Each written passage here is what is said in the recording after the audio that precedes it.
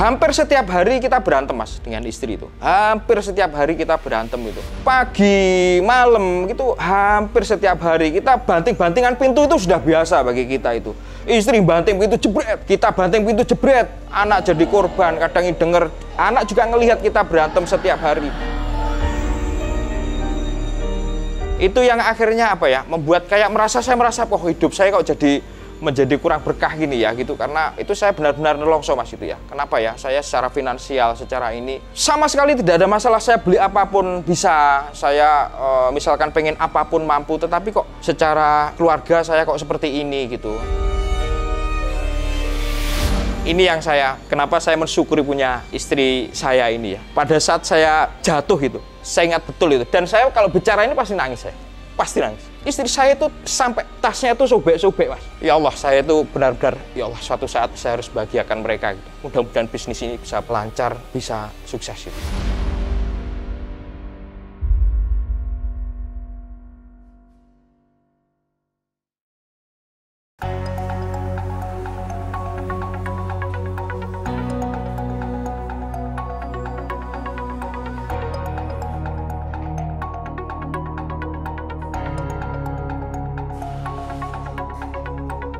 Assalamualaikum warahmatullahi wabarakatuh. Perkenalkan, nama saya Zaim Fatawi, alamat di Jalan W.R. Supratman, Gang 13 nomor 1 di Kota Blitar. Saat ini kami bisnis kebetulan di kuliner, membangun brand kuliner ini mulai tahun 2016. Kemudian berkembang di satu brand di tahun 2022 kemarin, kita membangun satu brand lagi. Tetapi yang paling panjang yaitu di sambal cobek Mbok Jilah.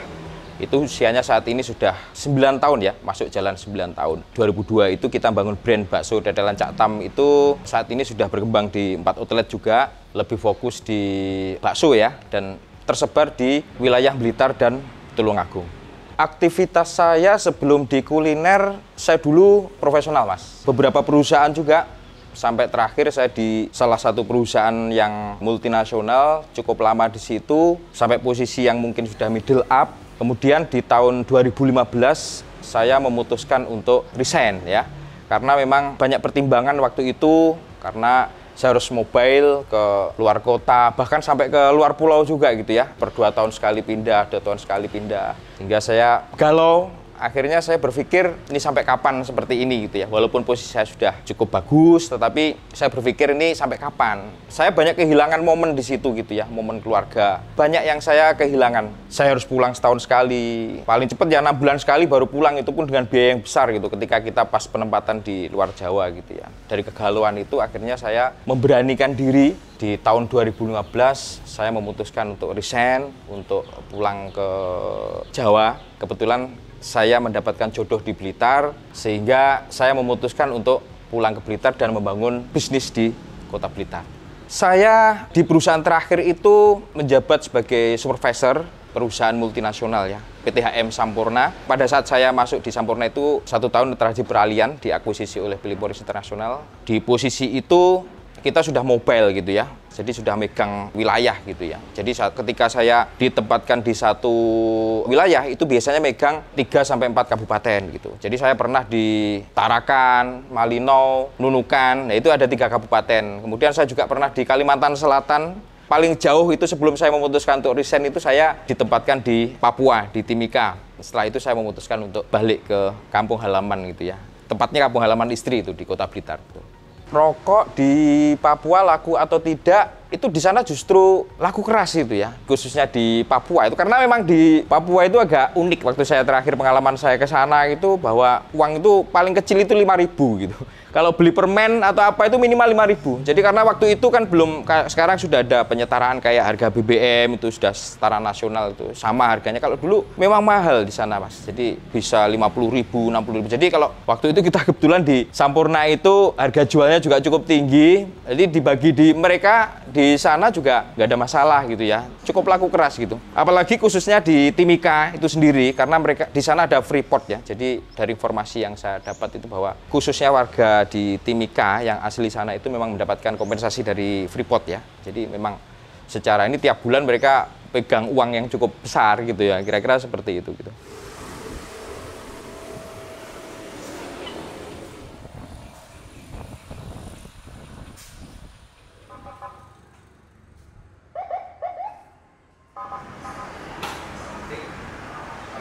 kebetulan karena ini perusahaan multinasional ya, pada saat diambil alih itu kebetulan secara salary sebenarnya nggak ada masalah bagi saya gitu ya. Gaji cukup besar, fasilitas cukup lengkap, saya bahkan mobil dapat, HP, pulsa, semuanya disupport gitu ya. Kalau secara finansial pada saat saya di Sampurna itu tidak ada masalah gitu ya. Bahkan kalau saya ke mall itu sudah nggak ngelihat harga waktu itu gitu ya. Jadi mana yang disuka tinggal ambil gitu pada saat itu. Tapi lebih dari itu ada kegalauan itu. Karena tujuan kita sebenarnya, kalau saya pribadi, tujuannya kita ketika bekerja, ketika ini kan mau membahagiakan keluarga gitu ya. Tetapi saya merasa itu kurang tercapai. Jadi work life balance-nya itu jadi kurang gitu. Jadi kayak pikiran saya itu lebih banyak di perusahaan gitu. Seperti kita udah dibeli gitu ya. Jadi kadang kalau kita pas banyak pekerjaan, pas stres itu, sampai rumah kita marah-marah sama istri, jadi kena gitu istrinya gitu. Membuat saya berpikir akhirnya memutuskan untuk resign, tetapi nggak gampang gitu ya. Karena dalam posisi seperti itu, namanya orang tua ya Mas ya, terutama ibu saya ini kan juga senang sekali gitu. Ketika saya sudah di perusahaan yang cukup bagus, dengan gaji yang cukup bagus, itu merasa namanya orang tua kan seneng gitu ya. Wis bangga, tenang, segala macam. Nah ketika saya menyampaikan itu, saya mau resign Bu. Itu terjadi pergolakan luar biasa gitu. Kita meyakinkan itu nggak gampang gitu. Tapi saya minimal 2 orang ini harus oke gitu ketika saya memutuskan resign itu. Ibu saya oke, istri saya oke. Nah, walaupun akhirnya perjuangan meyakinkan ibu ini akhirnya beliau setuju, ridho. Yang penting 2 orang ini ridho gitu ya. Kemudian istri ini kita yakinkan. Yang penting kita ke depan planningnya seperti apa, itu kita yakinkan kepada pasangan kita. Dan alhamdulillah 2 orang bidadari ini akhirnya menyetujui, akhirnya ridho. Sehingga kita dalam melangkah itu menjadi benar-benar tenang dan sangat mantap untuk akhirnya kita memutuskan untuk resign membangun bisnis di kota halaman kita ini Mas. Bekerja tadi, pernah sampai memarahi istri itu semarah apa dan sampai sekonflik apa kalau boleh? Hampir setiap hari kita berantem Mas dengan istri itu. Hampir setiap hari kita berantem gitu. Pagi, malam gitu, hampir setiap hari kita banting-bantingan pintu itu sudah biasa bagi kita itu.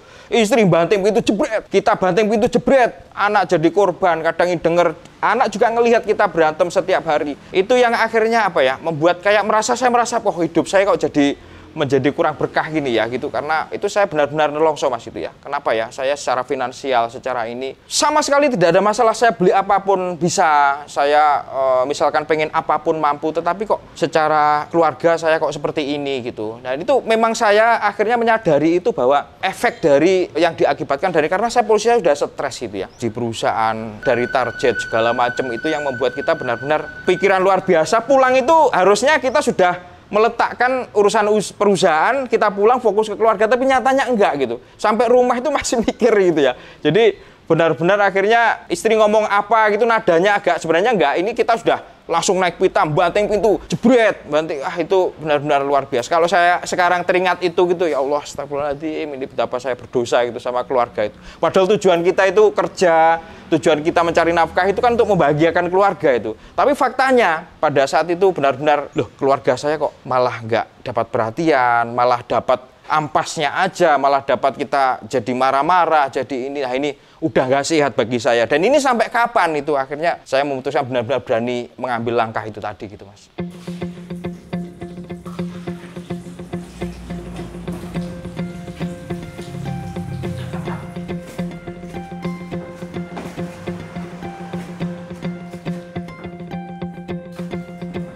Pasca resign ternyata gini, tidak semudah yang kita bayangkan ternyata gitu. Sebelum resign kita sudah punya planning gitu ya, bahwa kita nanti bakal membangun bisnis ini berbekal pengalaman kita pada saat di perusahaan gitu ya. Kita di perusahaan itu di training Mas setiap bulan gitu, mengenai leadership, membangun tim, mengembangkan cabang segala macam gitu. Kita merasa bekal kita udah cukup gitu. Tapi kita ini kan nggak ngerti ilmu bisnis Mas. Kita itu sama sekali nggak ngerti ilmu bisnis. Yang tahu adalah kita mindset kita sebagai karyawan. Mindset kita belum sebagai pebisnis. Jadi nggak tahu ilmu bisnis itu harus kita dari sekian cash flow yang kita punya, berapa yang harus kita pakai untuk bisnis segala macam, kita nggak tahu sama sekali. Akhirnya kita dapat pesangon dari perusahaan, kita dapat pencairan BBS segala macam, kita kumpulkan itu 80% kita pakai untuk bisnis. Waktu itu hampir setengah miliar ya Mas ya. Itu 80%-nya kita pakai untuk bisnis. Ini kesalahan saya. Saya akui baru sadar saat ini tuh. Kenapa? Karena satu, cash flow-nya terlalu saya maksimalkan di situ.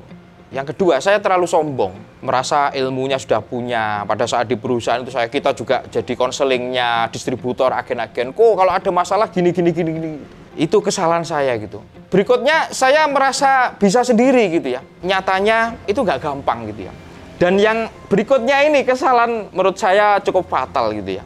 Dan ini mungkin pelajaran bagi teman-teman yang mungkin punya pikiran untuk resign mau membangun bisnis gitu. Kebanyakan setelah resign dari perusahaan besar, itu ada gengsi. Ketika kita memutuskan bisnis maunya gede gitu. Jadi nanti kalau ada teman-teman datang itu bisnisnya kelihatan bagus gitu. Jadi kalau dilihat nanti, oh bisnisku ini loh, terlepas mau jalan nggak jalan, pokoknya bisnisku gede dulu gitu. Nah ini sebuah kesalahan menurut saya gitu. Jadi kalau kita resign sebenarnya harusnya gengsi udah hilangin aja. Kita sekian persen dari cash flow, ambil 10% misalkan, udah kita untuk bisnis itu. Nah, itu nggak saya lakukan karena belum tahu ilmunya gitu. Pada saat itu 80% kita habiskan untuk itu membangun itu karena ada gengsi juga. Nanti kalau ada teman-teman datang, oh bisnis saya gede loh gitu. Nah, itu sebuah kesalahan mas, baru saya sadari saat ini gitu ya. Jadi benar-benar saya habiskan di situ, tapi manusianya berencana itu. Allah ternyata berkehendak lain, usaha itu harus gulung tikar juga gitu.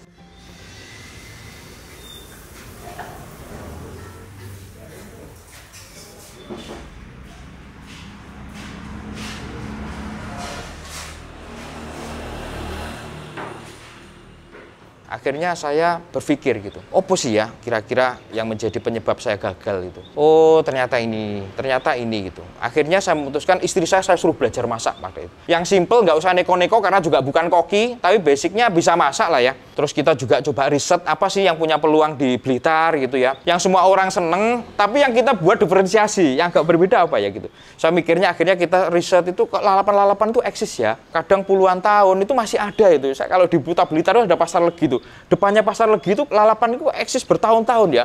Berarti ini sustain gitu ya. Berarti kuliner ini menjanjikan gitu ya. Lalapan ini menjanjikan. Cuman akhirnya supaya beda apa ya? Kita beda dengan lain. Akhirnya kita mikir, apa sambal bawang ya? Karena kebanyakan di sini kan sambal tomat, Mas. Kemarin sambal tomat, saya survei satu-satu itu kuliner itu. Saya tanya, sambal bawangnya ada? Ada, Pak. Kadang kalau minta ada, tapi nggak terlalu digemari gitu. Wah, tapi minimal ada. Tapi saya mikirnya adalah bahwa kita ini basicnya kan dari desa semua, Mas. So posisi nggak seneng sambal bawang, basicnya kan seperti itu gitu. Akhirnya saya memutuskan buka basicnya lalapan lah ya, tapi menggunakan sambal bawang. Waktu itu belum ada mas, pergeprekan segala macam belum ada. Tahun 2015 belum se-booming saat ini ya pergeprekan. Jadi termasuk kita itu pertama ya, berusaha lalapan pakai sambal bawang itu pertama gitu. Akhirnya saya bangun sambal bawang cobek Mbok Jilah itu di tahun 2016 seadanya. Karena memang kondisinya kan sudah ngedrop semua ini. Posisi cash flow kita benar-benar udah habis, Mas. Saya ingat betul itu. Pada saat itu uang saya, cash flow saya ya. Kalau aset punya tapi kan nggak gampang dicairkan pada saat itu gitu. Cash flow punya tinggal 13 juta pada saat itu. Uang tinggal 13 juta gitu. Dengan modal seadanya itu saya memberanikan diri untuk buka itu. Makanya apa? Cari tempat. Saya di Jalan W.R. Supratman itu dulu sepi, Mas. Kenapa? Bukan karena tempatnya paling cocok, nggak. Yang murah. Saya cari halaman orang. Saya cari halaman orang yang nggak ada atapnya, saya atapi sendiri. Saya cari tukang itu bukannya bagus, cari tukang yang paling murah. Bisa nggak bisa, pokoknya paling murah. Makanya mas, pada saat saya berdiri itu kalau hujan bocor dari depan sampai belakang itu bocor semua itu. Karena apa? Tukangnya memang nggak ahli, tapi kan murah banget itu. Karena dengan uang 13 juta itu bagaimana saya bisa membuka kuliner itu gitu. Seadanya itu, dengan uang seadanya, itu udah termasuk sewa tempat loh ya. Waktu itu sewa tempat 2,5 juta, 5 juta untuk sewa tempat, 8 juta itu untuk buka, termasuk bangun tempatnya, termasuk bangun itu ya, 13 juta itu saya cukup. Makanya saya ingat betul pada saat itu. Pada saat kondisi saya ngedrop itu, saya beli bensin 20.000 aja udah mikir mas. Saya mengajak makan keluarga itu sebulan sekali itu udah bagus itu. Itu benar-benar titik kondisi saya terbawah itu. Saya ingat betul, ini yang saya benar-benar ini. Kenapa saya mensyukuri punya istri saya ini ya. Pada saat saya jatuh itu, saya ingat betul itu. Dan saya kalau bicara ini pasti nangis saya. Pasti nangis. Pada saat saya belanja itu, kebutuhan peralatan di cobek waktu mau buka itu. Istri saya itu sampai tasnya itu sobek-sobek mas. Ya Allah, saya itu benar-benar, ya Allah suatu saat saya harus bahagiakan mereka gitu. Mudah-mudahan bisnis ini bisa lancar, bisa sukses itu. Karena saya betul-betul melihat lerekannya rusak itu karena saya nggak mampu untuk membelikan saat itu mas. Benar-benar cash flow saya habis itu. Dan alhamdulillah setelah kita buka, ya awalnya responnya nggak terlalu bagus gitu ya. Karena kita harus ngedukasi, ini sambelnya sambal bawang. Orang balik lagi gitu. Tomatnya nggak ada bu, ini sambal bawang gitu. Oh, nyoba gitu. balik gitu ya. Saya ingat omset saya pertama itu 297 itu saya ingat itu. Dan pelanggan pertama saya juga saya masih ingat itu. 4 anak kecil anak SD itu. Wah, itu pertama itu saya buka jam 10 itu saya keluar itu. Sudah ada pelanggan, Bun? Belum. Karena ya saya yang ngulek masalah. Istri saya yang goreng-goreng, saya ngulek 2 orang. Karena kan nggak mampu bayar karyawan. Kondisi ngedrop semua. Kita telateni gitu, alhamdulillah omset makin tambah naik, tambah naik, tambah naik. Alhamdulillah sampai saat ini gitu.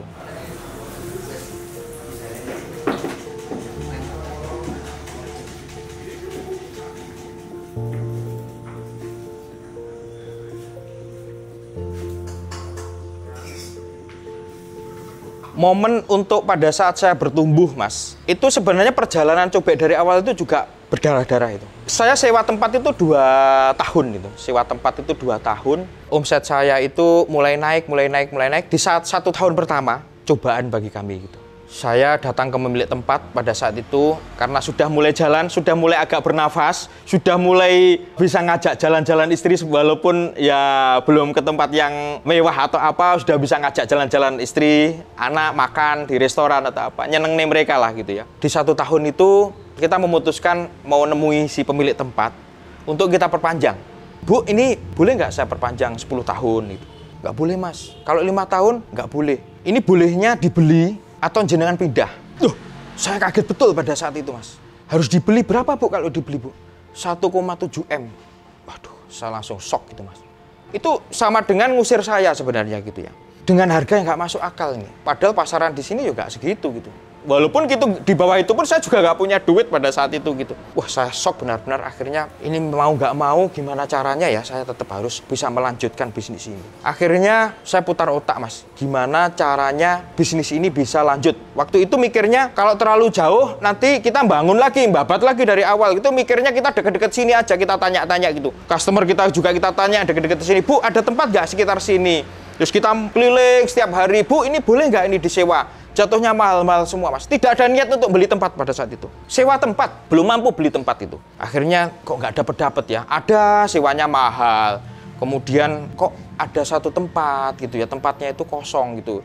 Jarak sekitar 200 meter dari tempat saya yang lama gitu ya. Ibaratnya udah strategis banget lah, deket lah. Kita pindah pun nggak ini dan tempatnya besar gitu ya. Tapi dijual gitu. Iseng-iseng saya tanya, Bu, ini disewakan nggak? Nggak, Mas, ini dijual. Dijual berapa, Bu? Dijual 700 juta. Boleh nego, Bu? Boleh. Oke, Bu, nanti saya hubungi lagi gitu. Padahal nggak niat beli itu, Mas. Tapi kita sudah terusir ini. Harus pindah atau membeli dengan harga segitu di tempat kita yang udah eksis itu, Mas. Akhirnya kita ngobrol sama istri gimana ya. Kita punya aset pada saat itu, Mas. Punya rumah di kota juga. Hasil saya di perusahaan juga pada saat itu gitu ya. Baru selesai dibangun dan belum lama saya tinggali. Sekitar 3 bulan lebih gitu ya. Tapi kan butuh waktu untuk menjual gitu.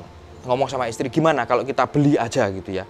Ini rumah kita jual, kita belikan di situ gitu. Itu yang paling pas kayaknya gitu. Dan saya nelpon yang punya rumah, Bu, baik Bu, ini saya tertarik dengan tempat Ibu, saya mau beli gitu. Nah, nggak lama, Mas, dari itu ibunya itu kok ke Blitar gitu. Wah, berarti ini serius ini ibunya ini. Dan saya harus serius juga, komitmen saya mau beli gitu, berarti saya harus akhirnya ketemu gitu kan. Ketemu, ditawarkan 700 saat itu gitu ya. Langsung saat itu, Mas, belum punya uang, belum megang uang, langsung saya tawar, Bu, 650 boleh, Bu? Boleh, Mas. Loh, padahal belum punya uang pada saat itu gitu. Tapi sudah pikir nanti gitu. Bu, saya DP 1 juta boleh? Boleh, Mas, saya DP 1 juta pada saat itu, Mas. Terus nanti kita bayarnya, kita cicil ya, Bu ya. Kita termin gitu. Orangnya alhamdulillah boleh, Mas. Alhamdulillah pada saat itu orangnya pulang 1 juta saat DP. Pikir saya kalau nanti rumahnya nggak kejual, ya sudah deh 1 juta hilang gitu ya. Tapi alhamdulillah, Mas, qadarullah. Benar-benar ini udah Allah udah ngatur. Yang awalnya ini sempat berpikiran kok nggak adil bagi saya. Yang bisnis sudah mulai jalan, sudah kita mulai agak nafas, tapi kok cobaan datang gitu ya. Kita harus pindah tempat, ini kan berat bagi kami, Mas. Setelah perjuangan panjang tadi gitu ya, setelah titik terendah saya gitu, harus hanya punya cash flow segitu, ngajak makan anak istri aja udah berat itu tadi. Titik terendah saya itu tadi sudah mulai bangkit. Kok ada ujian seperti itu? Sempat berpikir, ya Allah, ini kenapa ini ujian ini datang pada saat ini gitu. Sudah mulai jalan, sudah mulai ini. Awalnya saya mikir itu, Mas. Dapat uangnya dari mana gitu ya. Nah, akhirnya, Mas, ketika saya sudah DP 1 juta, saya tawarkan nih rumah ini, rumah saya gitu. Saya tawarkan 800 pada saat itu gitu. Tapi alhamdulillah, Mas, rumah saya ini terjual seharga dengan nilai yang saya harus beli tempat ini, 650 juta. Ya Allah, saya benar-benar bersyukur berarti ini udah jalan dari Allah saya untuk pindah tempat ke tempat baru. Jadi benar-benar tempat yang kita tempati pusatnya Cobek saat ini tidak ada niatan sebenarnya untuk mengembangkan menjadi lebih besar atau apa, tidak sebenarnya. Awalnya kalau dulu mungkin ibunya itu boleh saya mau perpanjang 10 tahun, mungkin saat ini saya masih di sana, Mas. Karena usia Cobek saat ini kan 9 tahun. Berarti mungkin masih ada sisa 1 tahun di tempat lama yang tempatnya cuma ukuran 3 meter kali 10 meter. Dengan atap yang seadanya, kalau hujan bocor dari depan sampai belakang. Mungkin masih di situ. Tapi gara-gara ibunya itu bilang saya harus pindah dari situ, akhirnya saya bisa membeli tempat ini, dan sampai hari ini kita masih eksis. Dan alhamdulillah saat ini kita memiliki 4 cabang untuk Cobek Mbok Jilah sendiri. Gitu, Mas.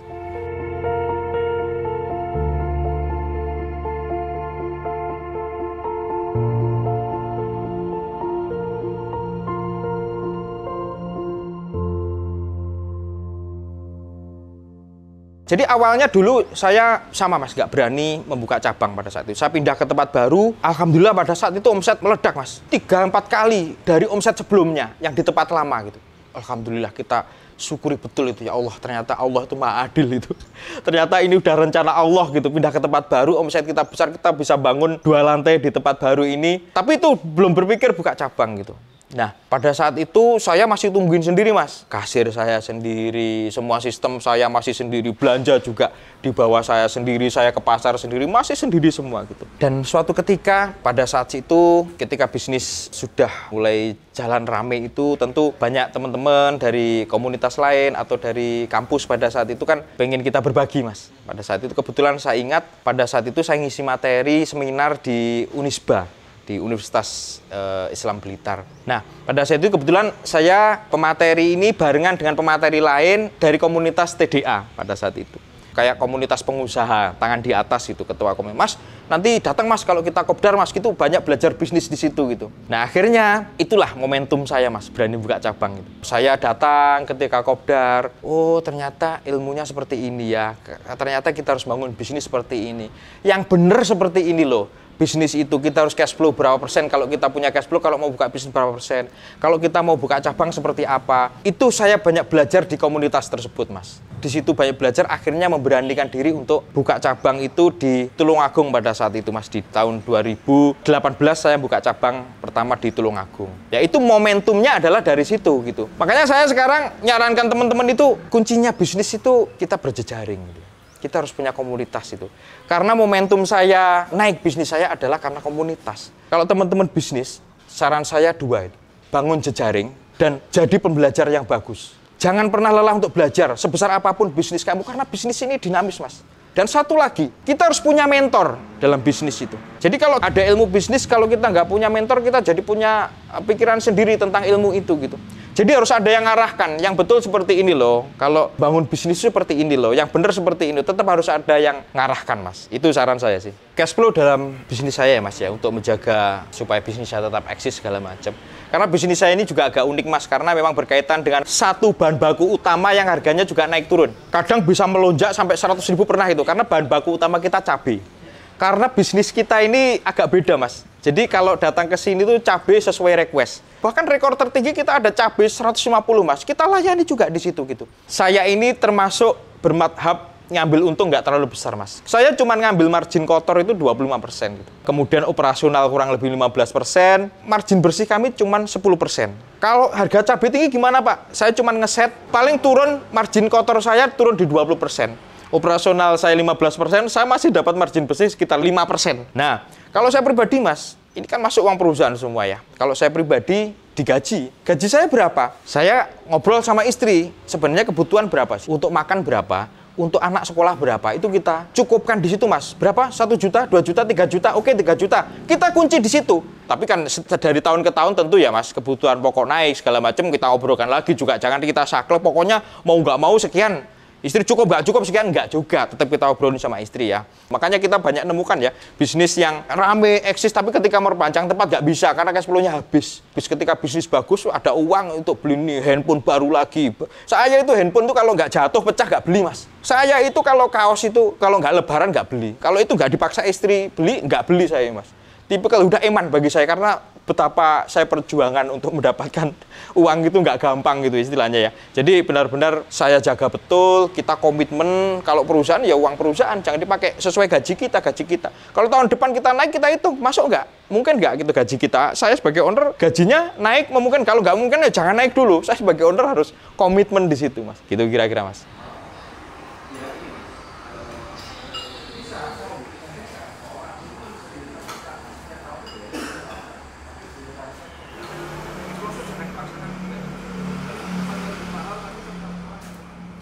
Pada saat kita bangun bisnis ini, Mas, pada masa terpuruk ini tadi gitu ya, akhirnya kita kan nyadari betul bahwa ternyata sulit ya kita bisnis, cash flow-nya jadi nggak sehat. Berarti saya ini benar-benar harus ibaratnya mengencangkan ikat pinggang gitu ya. Karena saya juga mikir tabungan kan terkuras terus. Kita dari bisnis itu belum lancar pemasukan, otomatis kan pakai tabungan terus ya. Tabungan berkurang, otomatis kan kita bagaimana ini bisa ngirit, Mas. Jadi benar-benar harus segala pengeluaran itu kita catat, dan itu terbawa sampai sekarang itu. Bahkan beli Rp1.000 pun, belikan jajan anak 1.000 itu saya catat, Mas. Sampai hari ini, kalau jenengan lihat ke rumah buku saya itu sampai hari ini pengeluaran hari ini Rp1.000 pun, Rp500 itu ada. Tercatat mulai tahun 2015 kemarin, Mas. Dan itu terbiasa sampai sekarang, karena betapa pada saat itu transisi, pada saat itu saya harus keluarkan, saya maksimal sekian pengeluaran saya bulan ini supaya saya bisa hidup, menggerusnya tabungan biar nggak banyak, sampai nanti bisnis saya settle dan saya punya penghasilan lebih. Jadi itu saya bangun betul-betul, saya batasi betapa cash flow ini belum banyak masuk, akhirnya saya gerus tabungan itu biar tabungan ini bertahannya lebih lama gitu ya. Saya batasi betul di situ. Akhirnya apa? Lama-lama terbiasa, Mas, ini. Oh iya, saya beli sendiri. Oh, lama-lama terbiasa bahwa oh nggak perlulah ini. Oh ini akhirnya ya itu tadi ke bawah sampai sekarang gitu. Kalau baju aja sama istri nggak dibelikan atau ini saya juga nggak beli, Mas, karena terbiasa ya betapa kita sulitnya di awal untuk dapat penghasilan itu dari bisnis itu tadi gitu, Mas. Jadi gini, pada saat bukan hanya di Indonesia nasional, pada saat itu tahun 2020 kita dapat ujian bareng-bareng, itu ada COVID ya. Itu cukup menguras pikiran kita. Pada saat itu omset kita lagi gede-gedenya. Kita di sini bagus, di Tulungagung bagus. Tahun 2020 tibalah pandemi yang benar-benar menguras pikiran kami, segala macam, omset kita drop semuanya. Tapi alhamdulillah saya syukuri, Mas, tidak ada satupun saya memphk karyawan. Alhamdulillah itu saya syukuri betul. Akhirnya setelah pandemi, waktu itu 2 tahun ya, Mas ya, mulai membaik. Setelah pandemi, after pandemi ini mulai membaik. Saya sempat buka lagi cabang ketiga kami, terus kami buka lagi cabang keempat. Terus saya berpikir pada saat itu, Mas, brand saya cuma satu gitu ya. Terus kayaknya brand ini pada saat ini kompetisinya juga cukup banyak, insya Allah bisa eksis, tetapi untuk jangka panjangnya kita mikir bagaimana ya ke depannya gitu. Kita akhirnya berpikir, bisnis yang pada saat itu cukup eksis apa? Bisnis pada saat itu cukup bertahan, cukup kuat walaupun keserang pandemi segala macam apa?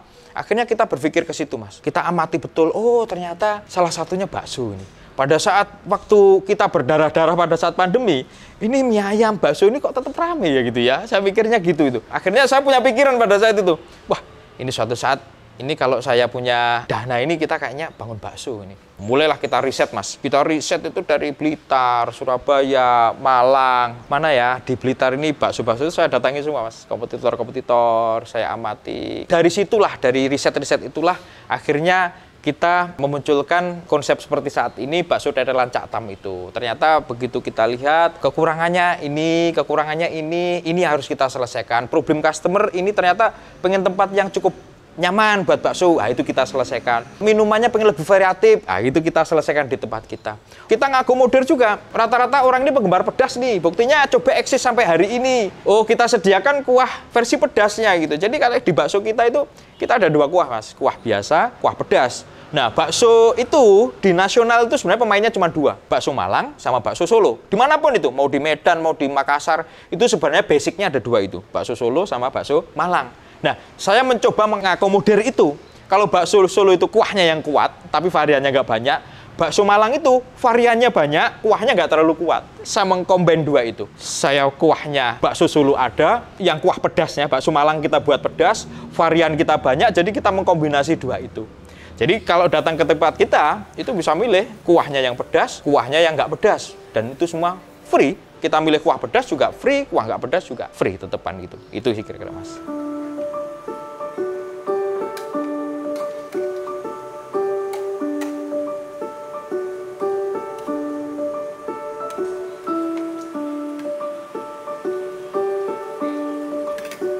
sambal cobek Mbok Jilah ke depannya bagaimana gitu ya. Saya berpikir begini Mas, kalau untuk kita scale up itu sebenarnya kan ada dua ya. Bisa kita scale up dengan nambah outlet, leverage-nya makin banyak. Bisa kita scale up di outlet nggak banyak, tapi kita kembangkan di outlet tersebut. Dan saat ini saya lebih memilih outlet yang ada, bagaimana itu bisa kita kembangkan. Contohnya saat ini ya, kita melihat 60% konsumen itu sebenarnya sekarang mayoritas di Gen Z ya. Kita coba riset itu ya. Mereka itu senangnya gimana sih? Preferensi kulinernya dalam berkuliner itu sebenarnya seperti apa? Kita harus ngikutin itu Mas. Kalau kita berburu nanti menambah cabang segala macam, tapi nggak kita perhatikan bahwa value kita saat ini harus ditambahi supaya masih relevan dengan kondisi yang ada, nanti kita jatuhnya berfokus pada terjebak dengan penambahan outlet terus. Kalau saya saat ini fokus kepada outlet kita saat ini sehat, alhamdulillah sehat. Tetapi gimana caranya bisa berbenah dan bisa mengikuti perkembangan zaman, bisa mengikuti preferensi mereka dalam berkuliner, Gen Z ini terutama, karena kini mayoritas kebanyakan peredaran ini konsumennya adalah Gen Z. Dan ini harus kita bisa mengikuti itu. Nah, makanya tempatnya ini saya lebih ke 4 outlet ini bagaimana saya scale up-nya di situ. Saya mungkin akan permak di outletnya tanpa mengurangi konsep kita ya. Bagaimana kita menumbuhkan omset di outlet ini. Karena saya melihat potensinya masih besar Pak. Di outlet kita saat ini. Kita lebih fokusnya skill up-nya di outlet. Katakanlah bisa naik 2 kali lipat atau seperti apa. Tapi sebenarnya pilihan ya. Bagi saya saat ini saya lebih realistis untuk bagaimana outlet-outlet yang ada itu saya skill up, saya tumbuhkan. Omsetnya saya gedekan. Kemudian turunan-turunannya itu bisa saya kembangkan lagi. Bisa saya buat bisnis lagi. Kalau dulu memang saya mikirnya untuk nambah cabang gitu. Tapi kan seiring berkembangnya waktu bisa berbeda Mas. Sesuai dengan perkembangan zaman itu sih. Jadi untuk menghadapi persaingan saat ini dan mempertahankan eksistensi tadi, selain termasuk bagaimana kita mempertahankan posisi sambal kita, makanya tagline kita itu wani lombok piro ya. Yaitu benar-benar kita tantang gitu, wani lombok piro gitu. Waninya 30 ya kita buatkan 30. Itu jadi kekuatan kita. Menu-menu desa kita, ya, jadi mungkin menu-menu seperti ikan asin segala macam tidak ditemukan tempat lain, kita punya itu menu-menu itu Mas. Jadi selain nanti kita mau nambah lagi beberapa menu ke depan yang tentunya masih desa juga ya. Nah, selain di produknya, dengan usia saat ini yang masuk ke 9 tahun dan kebetulan salah satu pelopor, mungkin jadi satu-satunya pelopor ya, sambal bawangnya ada di Blitar dan juga pelopor outlet 24 jam Mas. Pelopor outlet 24 jam di Blitar ini ya sambal cobek Mbok Jilah ini gitu. Nah, ini salah satu kekuatan kita juga gitu ya. Bagaimana di malam hari itu nyari tempat yang nyaman untuk ngobrol dengan temennya, yang tempatnya nggak terlalu formal, tempatnya kayak kampung orang desa itu namanya kampung ruang tamu itu sebutannya kampung gitu ya. Itu ngobrol kayak neng kampungnya dewe, terus jam berapapun bisa, orang dari luar kota mungkin sebelum ke rumah makan dulu bisa. Nah ini jadi salah satu kekuatan kita di situ Mas. Saya Zaim Fatawi dari brand sambal bawang cobek Mbok Jilah dan bakso dadelan Cak Tam yang tersebar di Blitar dan Tulungagung. Terima kasih. Wassalamualaikum warahmatullahi wabarakatuh.